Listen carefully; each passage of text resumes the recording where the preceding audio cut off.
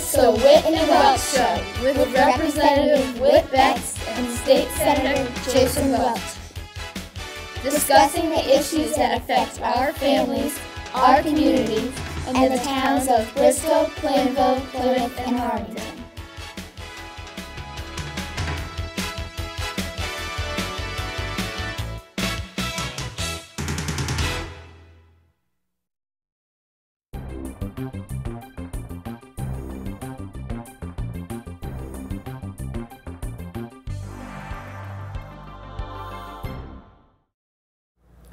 Hi, welcome to the Whit and Welch Show.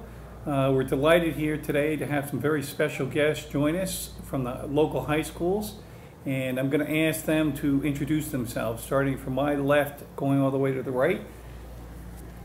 Hi, my name is Kiara Sterling, and I'm a senior at Bristol High School and also a class officer. Hi, I'm Calvin Brown. I'm also a senior at Bristol Eastern High School, and I'm class president.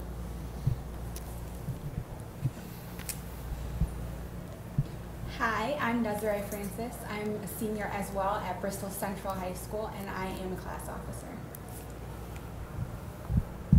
Hi, I'm Logan Gomez. I'm a senior at Bristol Central High School, and I'm also a class officer. Hi, my name is Jason Langelo. I'm from St. Paul Catholic High School, and also a class officer. Okay, we'd like to start off by asking each of you to tell us a little bit about yourself, how long you've lived in Bristol. And we'll start over on this side this time with Jason. So you're on.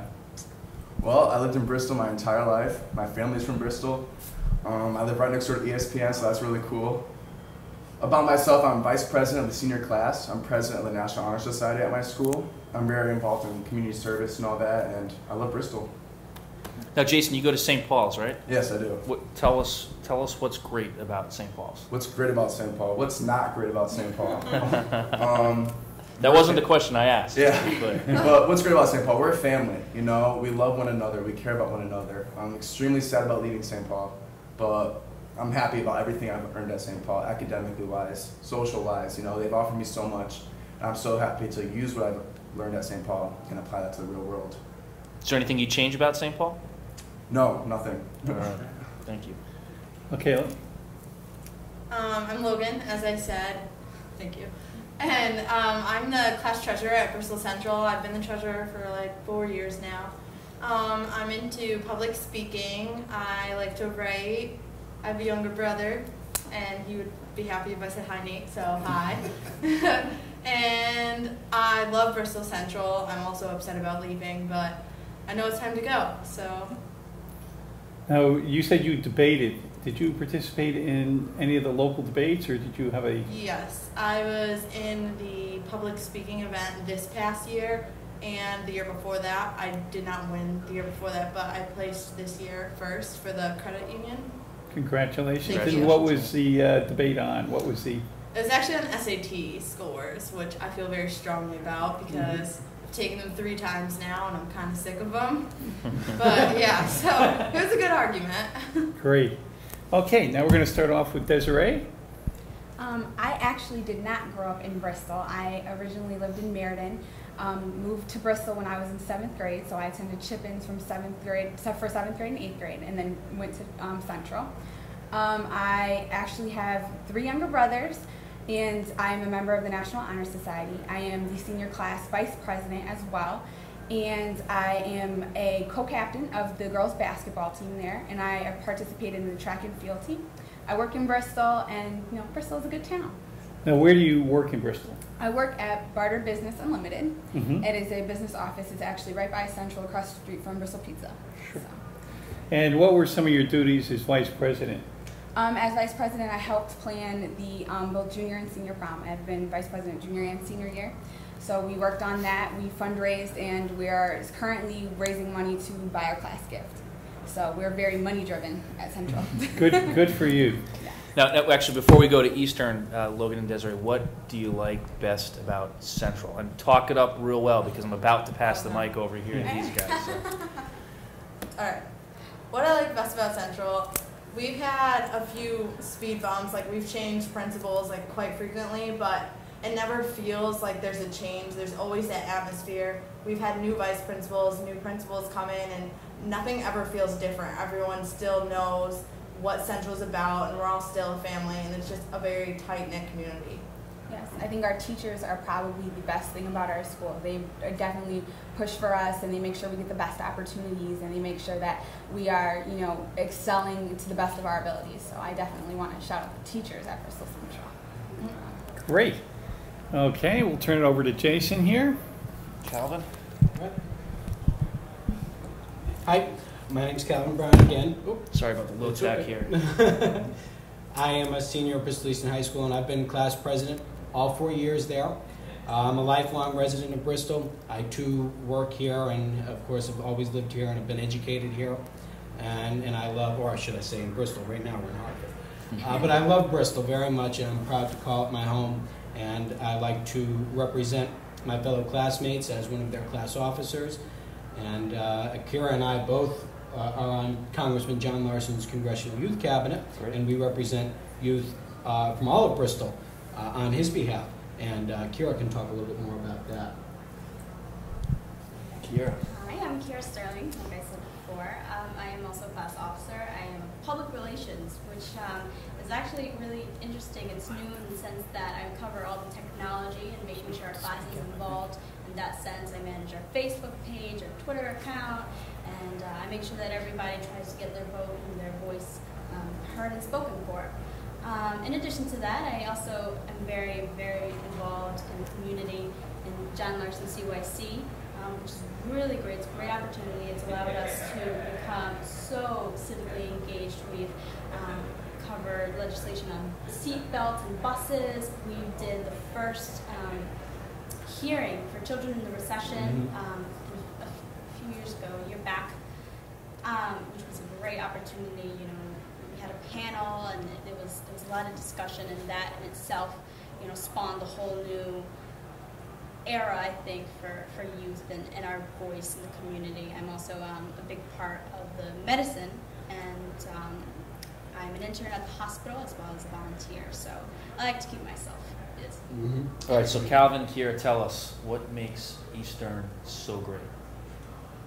Well, having transferred to Eastern from Fermi, which is in Enfield, my sophomore year, I noticed such a huge difference in the academics, both in the programs that you have and the classes that you have to choose from and the faculty.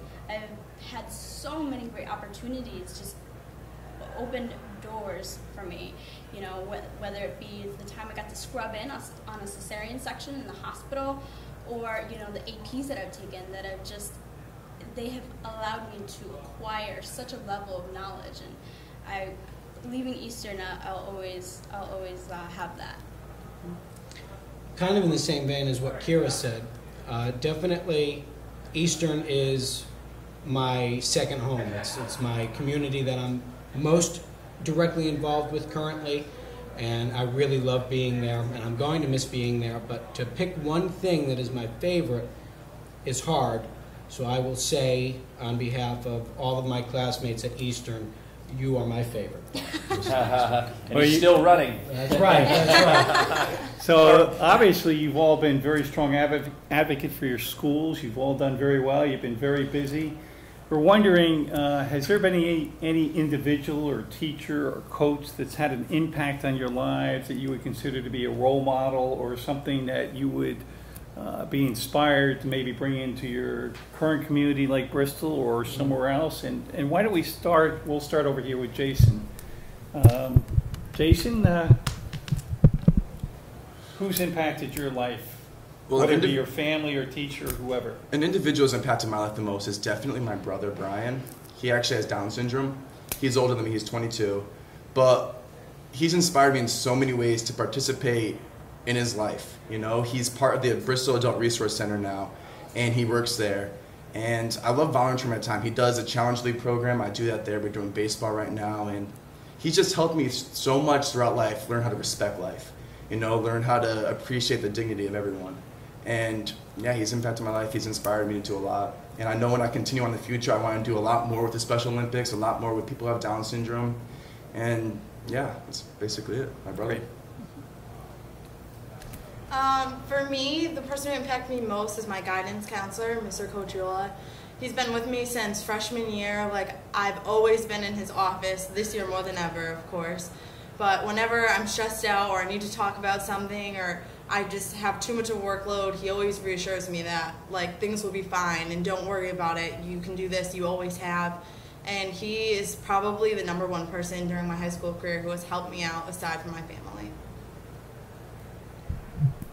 I would have to say that my biggest role model growing up was my mom.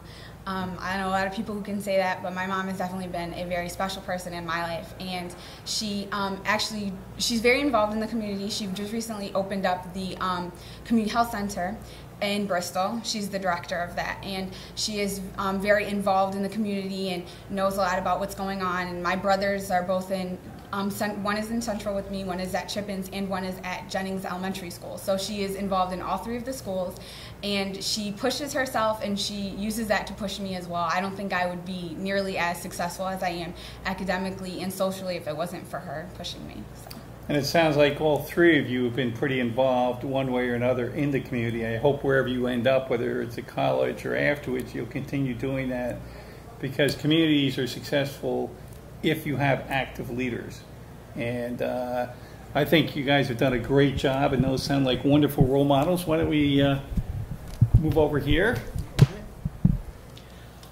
I would say that, of course, and I think this would go for everybody here, that I am who I am and we are who we are because of the people that have impacted us throughout our life. So it's, of course, always challenging to think of one person.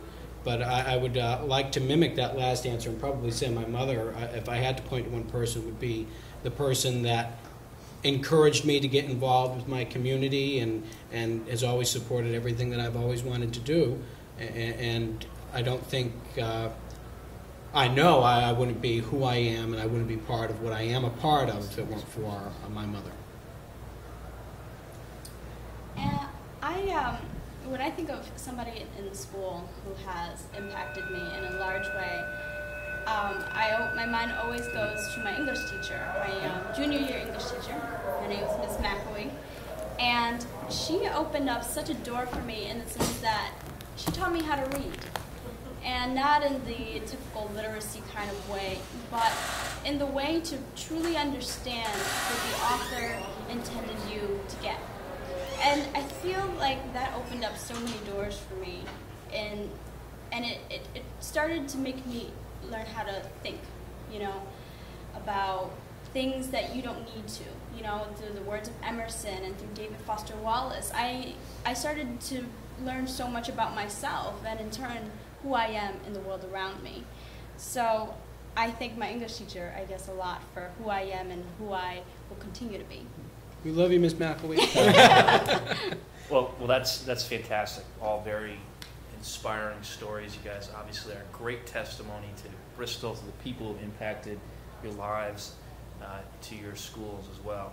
Now, I'm sure to you out there, you notice we've lost Whit Betts. He actually had to go and vote on the floor right now. The bill he's voting on is a most favored nation bill. And essentially, what happens is insurance companies, or a particular insurance company, has a clause that it puts in its contracts that require that it gets the lowest rates with respect to any engagement it enters into with a provider. And that obviously has some anti-competitive effects, which impacts our community in Bristol. So Whit's out there fighting the battle for Bristol, and we definitely appreciate that.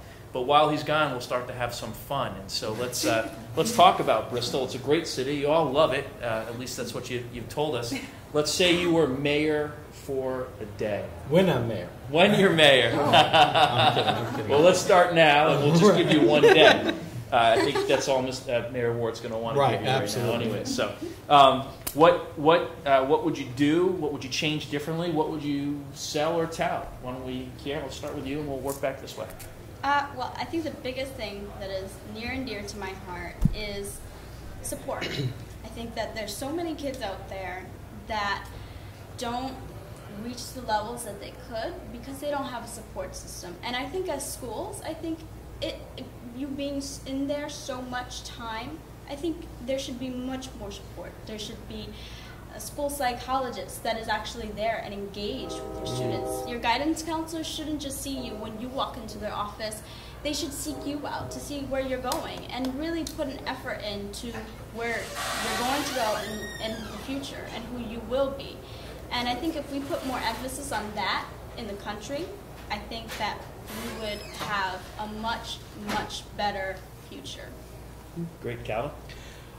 Definitely, Bristol is a community with a lot of untapped potential. I think there's a lot of reason for people from across the state and from across New England or the whole East Coast, if you want to go that far, to want to come to Bristol. We have ESPN, we have Lake Compounds, which is the oldest family-running theme park in the country, with the oldest wooden roller coaster, which I think is fascinating. And I think that there's a lot of things that people can do in Bristol if they want to have a fun time for a weekend. And I think that because we don't promote Bristol properly across our state and across New England, that we miss out on a lot of tourism, a lot of revenue, and we miss out on a lot of publicity. Bristol is more than just the place where ESPN is. We are the home of ESPN. There's a reason why ESPN wanted to be in Bristol. There's a reason why the people who live in Bristol stay in Bristol and raise their kids in Bristol. There's a reason why we're all here talking about Bristol, because Bristol is a great community. And I think that with young folk like us who speak out and with good leadership, Bristol really can be put on the map, and that's something that I would work on if I were mayor for a day.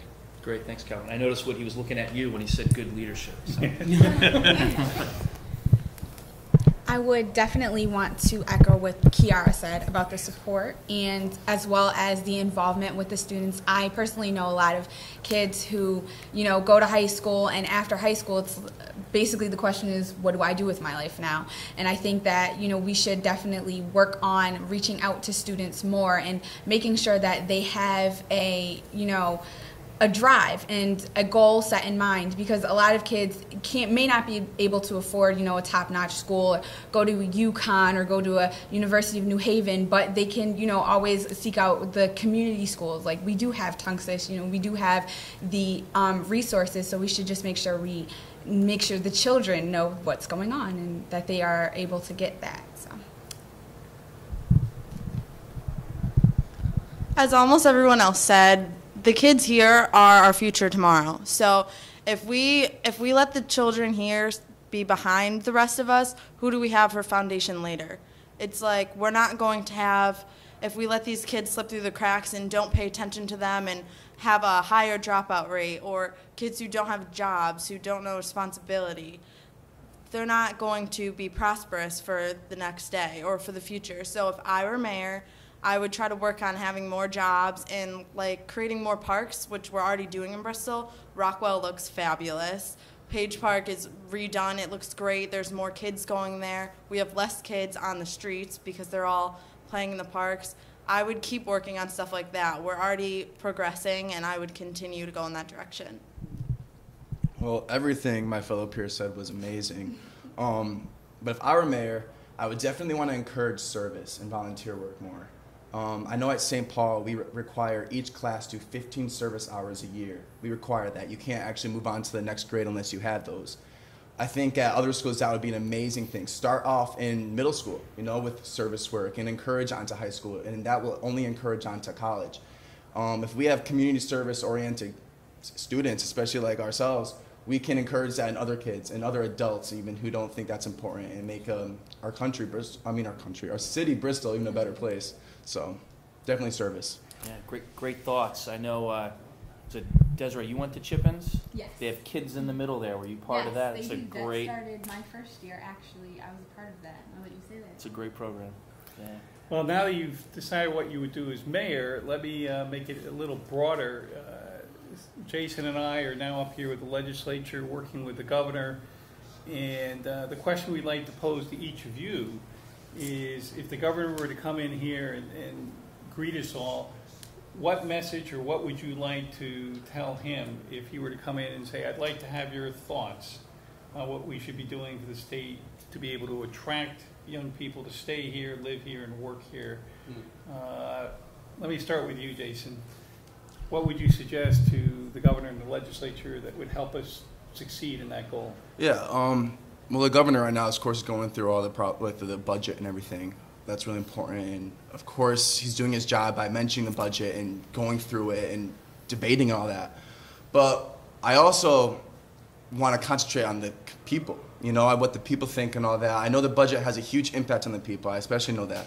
But what do the people want that makes them feel more comfortable in Bristol, in the state, and everything? So that's basically all I really need to ask the governor, is because we are people. We all know. We all live here every day. We're all going through problems with the economy, but a lot of ours are social problems. You know, we all have social problems in school and all that. So definitely, what can we do to improve social issues? So. Well, Jason, you're out there. What do you hear anybody talking about improvements that they would like in that regard? And if so, what are they? I mean, you hear always of bullying in like the schools and stuff like that. Bullying, cyberbullying, of course, is horrible. Is it a big issue in schools still? Yes. We've passed some laws. We've been trying to make some changes, but and I'll say I don't want to interrupt Jason, but one thing that I've noticed, and I would wonder if you would agree, that the bullying problem is probably worse. I would say at Eastern, it's probably worse in the younger grades than in high school. Middle school, I think, is where it's at its worst. Most definitely. I mean, that's where it starts in middle school, and it only progresses into high school. You know, I mean, you start off, your foundation starts in middle school, and that's where it's set. And high school, it will either get worse, or that's basically it, it'll get worse, and unless it stays, well, let me do this, because we're going to be asking you about bullying a little bit later on the show. I'd like to just stay and focus on what the governor and the legislature needs to do to attract you to come here, for example, rather than Boston or New York. What would work for you? What kind of things would make you come here? You know, the nightlife, type of jobs, quality of life. What would make a difference? I think if we just make people proud of Bristol, you know, with people encouraging Bristol, talking about Bristol. We're already known for ESPN. That's a given. You know, Lake Compound, that's a given. But what other things do we have to offer? Of course, we always say those same things, but there's so much more that we can mention if we're pride in everything in Bristol. That'll only encourage people to stay in Bristol and to want to come into Bristol. So. Chloe? Although he may not be directly related, I think that in order to get people to come here and stay here, there has to be jobs. And although that's like a widespread problem, there has to be some way to get more jobs for teenagers, more jobs for families. Adults can't bring their kids here if they can't find reliable work. So there has to be some way that we can all figure out how more jobs are going to be given out to the community. Now, when you're saying that, I'm sorry, Jason, excuse me, what kind of jobs? You know, like high-tech jobs, manufacturing? What kind of jobs would appeal to your generation, if you will? For teenagers, just like the simple ice cream jobs, pizza jobs, waitressing jobs. We do have a lot of places already, but it's as if there's not enough time in the day to give everybody a job. So we have to figure out some way to incorporate more jobs for teenagers, and then, as you said, for adults, like more technical jobs, because they're not going to be the ones who want to waitress or want to do the jobs that teenagers would. So let me ask what that's like out there now, because you hear about the 9.1+% unemployment rate, but really people are talking about adults. And one of the unspoken, untalked about unemployment rates that nobody puts a number on is with teens. People who are going to school, they're looking for a part-time job, or maybe somebody who's coming back from college for a summer, and they can't find anything. What's it like out there? How bad is it? What can you tell us about that? I know that Of course, you guys are the cream of the top of the cream, so you don't have that problem, right? But well, it wasn't always easy getting a job. Sure. I must say that Central actually gave us a very good opportunity. We have a career counselor there, so if you're looking for a job, you can easily go to her, and she has jobs posted on the board. But it is difficult because you still have to interview for the jobs. You still have to write a resume, and I think it would be really useful if we had someone to teach us those kind of skills. Interviewing skills, resume skills, things that, you know, we do so much in our community, but we don't really know what we should put down. What are jobs looking for? What are people interested in that we can do? So it's not an easy task getting a job, a part-time job, but it's doable if we have the right resources. I think you've come up with a very good concrete solution on how to do it. I think teaching you how to write resumes, where to go to do interviews. You get more comfortable as you go through interviews, but you need to be proactive. Jobs are not going to come to you. You have to go out and either seek them or create them. But let me turn it over here to Calvin. And Calvin, what are your thoughts? I definitely agree with you, Desiree, and also with you, Representative Betts, that it's a practical skill to teach young people how they can go get a job, how they can fill out a resume. I think that in terms of what we can do to attract young people to the state, to stay in the state, is come to the recognition that it's not really a smart thing for them to do right now. That's I would not look at that as an arguable thing, because there are so few jobs for young people to get when they come back here after college. So that is something that I would definitely agree has to be addressed in a reasonable way. And education costs are also getting out of control in this state, and I would hope that there would be some type of way where all parties could come to the table and look at a way to address that as well. Okay, briefly, because we're coming to an end here, if you could summarize what you're... Yes, well, I think that the best way to bring jobs to Bristol is to create a whole new nightlife, to create a culture. I think that's what's lacking in Bristol. It's that culture. That's why people go to New York and Boston, for the museums, for the diverse restaurants and things of that nature. And I think that that's what's lacking here. And if you were to create that, you would also create jobs in addition to, things that other people want to come to just to visit. Jason, you want to wrap it up with one last question? Yeah, sure. I mean, why don't you just each take a moment or two and tell us what's next for you, and what advice do you have for your peers out there, to the extent you have any? Well, I'll be starting at Emmanuel College next year in Boston. But you're coming back. Yeah. Yeah. I'll be doing a psychology major with a neuroscience concentration, a minor philosophy on a pre-med track, so I'll keep me busy.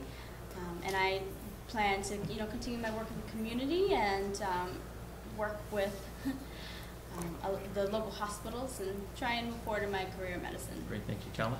I'll be sticking around. I'm going to CCSU. I'll study political science. That's a subject I'm most interested in, and I'm looking forward to it. I'm a New Englander through and through. It's in my blood, and I'm glad to be sticking around in Connecticut. Great, and let us know when you're running for mayor. All right. Okay. I will be attending St. John's University in the fall. I will be going with a psychology major and a sociology minor. I'll also be attending St. John's in the fall, and I hope to pursue pre-law. I will be going to UConn, and I'm in the honors program, and I'm also in the special program in law, and I'm hoping to major in political science and maybe even major in business. So. Well, we'd like to thank each and every one of you for coming here. You certainly accomplished a lot. You represent a very bright future for all of us. I hope we can have you back on the show again. And I just want to say, I think things are going to be looking up now, Jason. I think we have some very bright people ahead of us. There's a future. And look for jobs here in Connecticut. We're going to work to try and make that happen. Jason? Yep, well, that's it for today. Thanks for joining us. We'll see you next week. Bye-bye. Bye.